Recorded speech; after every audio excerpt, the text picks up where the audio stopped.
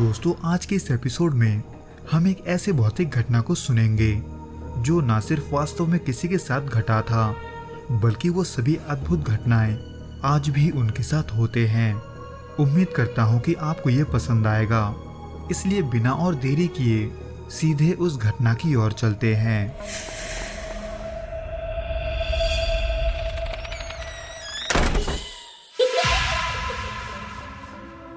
दोस्तों, ये जो घटना है वो असल में भोपाल में रहने वाली एक लड़की यानी कि प्रिया के साथ घटा था। इसलिए इस घटना को अच्छे से समझने के लिए हम इसे प्रिया के पॉइंट ऑफ व्यू से ही सुनेंगे, जो कहती है, जब मेरे पापा छोटे थे तब उनके पिता की यानी कि मेरे दादाजी की अकाल मृत्यु हो गई थी। इसी वजह से मैंने भी अपना सारा बचपन अपने दादी के साथ ही गुजारा। हालांकि हमारे घर का माहौल कुछ ठीक नहीं था। मेरे बचपन से ही हमारे घर में हमेशा ही झगड़ा होता था। इतना कि एक दिन उन्हीं झगड़ों से तंग आकर पापा ने ये डिसाइड किया कि अब वो इस घर में नहीं रहेंगे। लेकिन उन दिनों किराए का घर मिलना भी मुश्किल था, क्योंकि 2020 में यानी कि जब मेरे पापा किराए का घर ढूंढने निकले थे, तब कोविड के वजह से पापा को कहीं पर घर खाली नहीं मिल रहा था। लेकिन देर सवेर अपने कुछ दोस्तों से बात करके उन्हें एक खाली घर मिल ही जाता है। इसलिए मैं भी अपने मम्मी पापा और छोटी बहन के साथ वहां पर शिफ्ट हो गई। दादी के साथ वैसे भी हमारा रिश्ता कुछ ठीक नहीं था, इसलिए नए घर में शिफ्ट होते ही दादी ने हमसे दूरी बना लिया था, जो कि दुख की बात तो थी। लेकिन घर में और झगड़ा ना होने के वजह से किराए के मकान में भी हम अच्छे से रह रहे थे।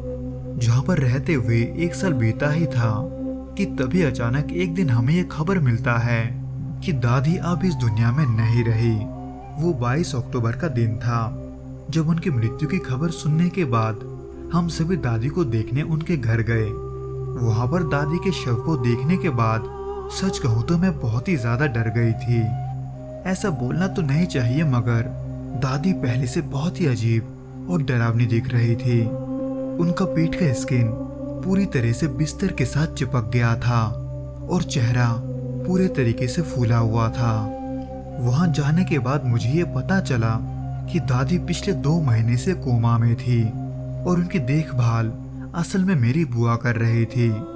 लेकिन उन्होंने किसी भी तरह का स्पेसिफिक ट्रीटमेंट नहीं करवाया था, जिसमें इसी बीच नवरात्रि भी शुरू हो चुका था। इसलिए हम सभी ने उन नियमों का पालन करना भी शुरू कर दिया था, जो कि नवरात्रि में अक्सर पालन किया जाता है। लेकिन नवमी के दिन जब मैं अपने फ्रेंड्स के साथ घूमने गई हुई थी, तब मैंने एक रेस्टोरेंट में जाकर नॉनवेज खा लिया, जो कि नवरात्रि में खाना सख्त मना था। इसलिए जैसे ही इसके बारे में मेरे घर में पता चला, मेरी मम्मी ने मुझे बहुत डांटा। लेकिन सच बताऊं तो मैंने कुछ अच्छा या बुरा सोचकर या फिर किसी को डिसरिस्पेक्ट करने के लिए वो नॉनवेज नहीं खाया था। लेकिन इन सब के तकरीबन 3 से 4 महीने बाद हमारे घर में कुछ अद्भुत घटनाएं शुरू हो चुके थे, जिसका शुरुआत मेरे साथ ही होता है। एक बार रात के वक्त जब मैं अपने रूम में सो रही थी, तब मुझे ऐसे लगा जैसे मेरे बगल में कोई लेटा हुआ है और मेरे तरफ ही देख रहा है, क्योंकि मैं उसके गर्म सांसों को खुद पर महसूस कर पा रही थी। वो क्या था ये मुझे पता नहीं था, लेकिन उसके बाद से ये घटना मेरे साथ हर रोज होने लगा। इसी के वजह से मैंने डर के मारे मम्मी के साथ सोना शुरू कर दिया था। लेकिन अब मुझे अजीब अजीब सपने आने लगे थे। मैं सपने में देखती थी कि मेरी दादी अपने उस अजीब से चेहरे के साथ मेरे सामने साड़ी पहनकर खड़ी है, जो कि हर बार एक नया साड़ी पहनकर मुझसे ये पूछती है कि गुड्डी बता, मैं कैसी लग रही हूँ, जिसे देखकर अक्सर मेरा नींद टूट जाता था। लेकिन सपनों का ये किस्सा दिन ब दिन और भी बुरा बनता गया, क्योंकि इसी बीच एक शाम अचानक से मेरी छोटी बहन दौड़ते हुए माँ के पास गई और बोली कि मम्मी देखो, दीदी दरवाजे की तरफ बड़ी बड़ी आंखें करके अजीब से आवाज में बातें कर रही है। जिसको सुनकर मम्मी ने मुझे अपने पास बुलाया, पर अब जब वो सब मैंने किया ही नहीं था, तो ऐसे में मैंने कहा कि क्या बोल रही हो, छोटी तो मेरे पास आई ही नहीं, मैं तो कब से अपने फोन पर बातें कर रही हूँ। जिसको बोलते ही मैं अपने कमरे में वापस चली गई। लेकिन अब मैं इस सोच में पड़ गई थी कि मेरी बहन ने किसको देखा। अगर वो मैं नहीं थी तो वो कौन था। इसके बाद एक दिन मेरी मम्मी सपने में ये देखती है कि दरवाजे के बाहर मेरी दादी अपने अजीब चेहरे के साथ खड़ी है और उनके कंधे पर एक काली बिल्ली घूम रही है। फिर कुछ दिनों के बाद हमारे घर के फिश टैंक से अचानक 6 मछलियां गायब हो गई, पर कहाँ ये किसी को पता नहीं चला।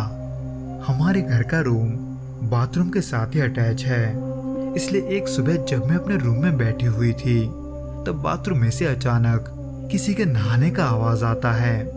मैंने सोचा कि शायद वो छोटी होगी, लेकिन तभी मैंने अपने सामने छोटी को देखा जो कि दरवाजा खोलकर जस्ट मेरे रूम में घुसी थी।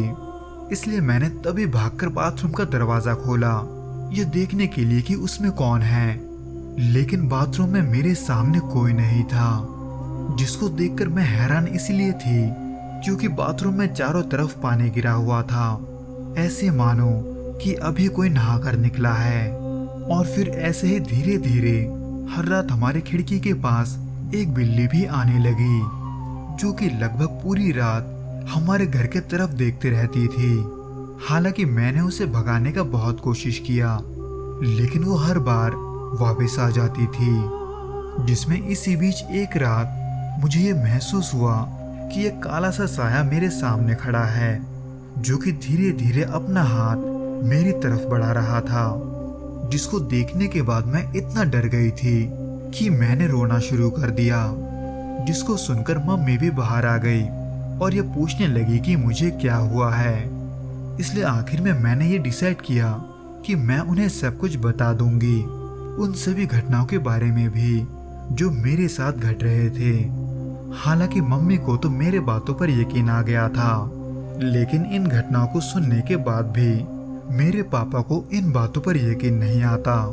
पर इसी बीच एक दिन पापा को भी एक अजीब सा सपना आता है, जिसमें दादी ने उन्हें व्हाट्सएप पर कुछ फोटोज भेजे थे, जिनमें से पहला फोटो तब का था जब वो यंग थी, दूसरा फोटो जब वो शादी करके इस घर में आई थी, तीसरा फोटो उनके मृत्यु के बाद की यानी कि उनके लाश की फोटो, और चौथा फोटो अंतिम संस्कार के बाद उनके जले हुए शरीर का, जो कि बहुत ही भयानक था। इस सपने को देखने के बाद पापा बहुत ही डिस्टर्ब हो गए थे, लेकिन ऐसे बहुत से घटनाएं हमारे साथ लगातार होते जा रहे थे।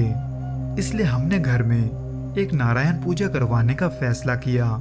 लेकिन नारायण पूजा करवाने के बाद भी हमारे हालत में कुछ भी फर्क नहीं पड़ा था, जिसके वजह से आज भी हम ऐसे बहुत से भौतिक चीजों को महसूस करते हैं, जिनको देखकर हमें यही लगता है कि शायद दादी हमसे नाराज है और इसी चीज को दिखाने के लिए वो इस दुनिया को छोड़कर उस पार जाने के बाद भी हमारे साथ ये सब कर रही है। तो दोस्तों, ये तो था वो घटना जो कि प्रिया और उसका परिवार आज भी अपने साथ होते हुए महसूस करते हैं।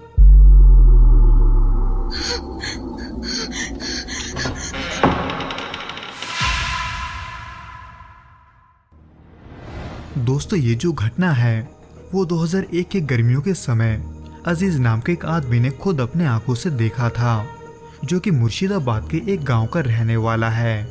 अजीज का जो घर था वो गांव के अंदर होने के बावजूद भी गांव के सबसे आखिर में था, जिसके ठीक बगल में था एक कब्रिस्तान, जहां पर हाल ही में किसी को दफनाया गया था।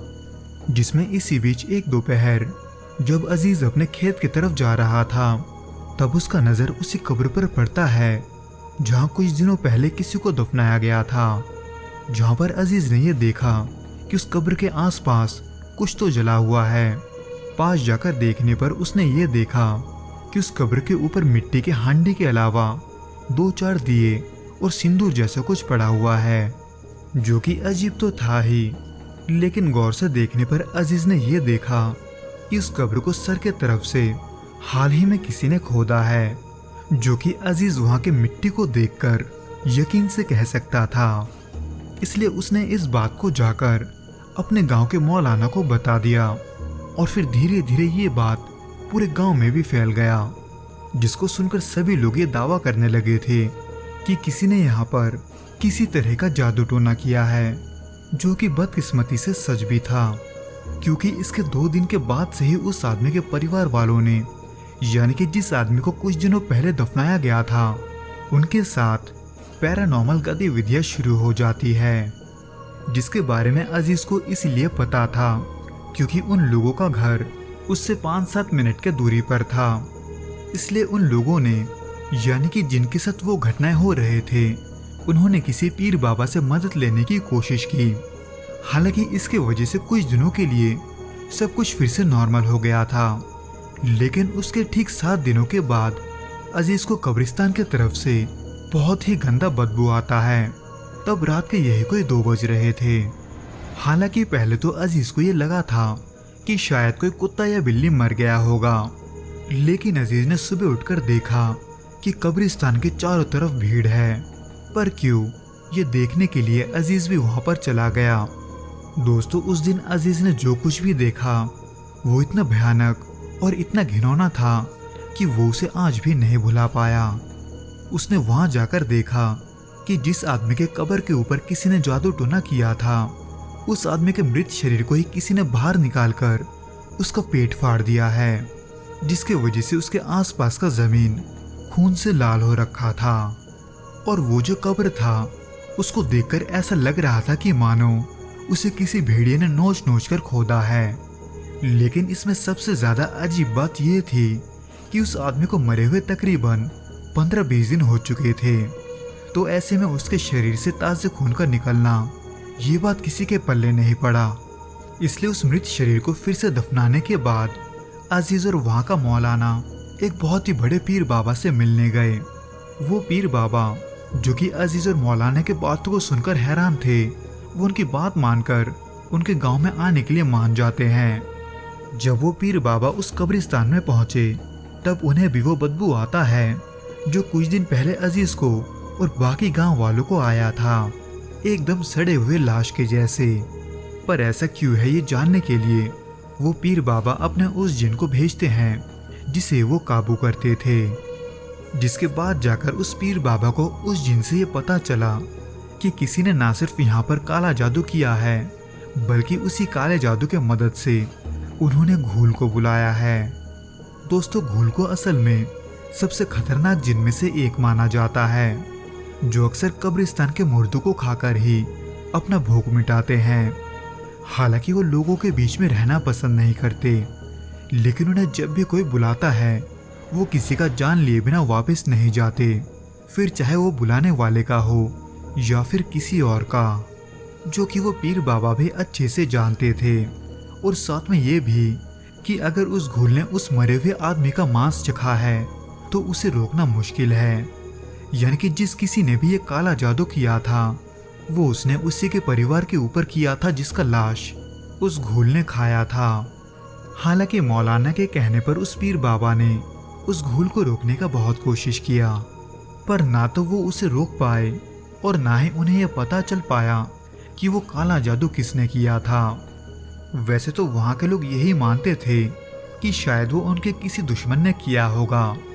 खैर, इसके कुछ दिनों के बाद ही उस परिवार वालों के साथ पैरानॉर्मल घटनाएं फिर से शुरू हो जाते हैं, जिसमें हर रात कोई उन्हें चोट पहुंचाने के मकसद से आता था।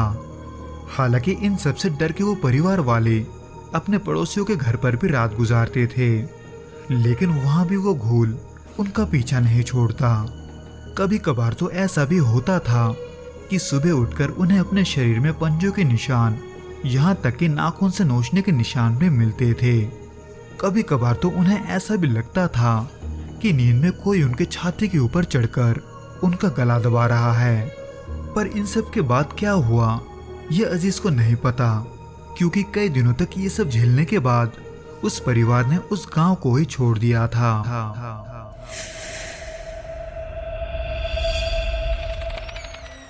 तो दोस्तों, ये तो था वो घटना जिसको होते हुए अजीज ने खुद देखा था। उम्मीद करता हूँ कि आपको ये पसंद आया होगा, और अगर आया हो तो प्लीज़ इस वीडियो को लाइक, शेयर और प्लीज़ इस चैनल को सब्सक्राइब ज़रूर करें।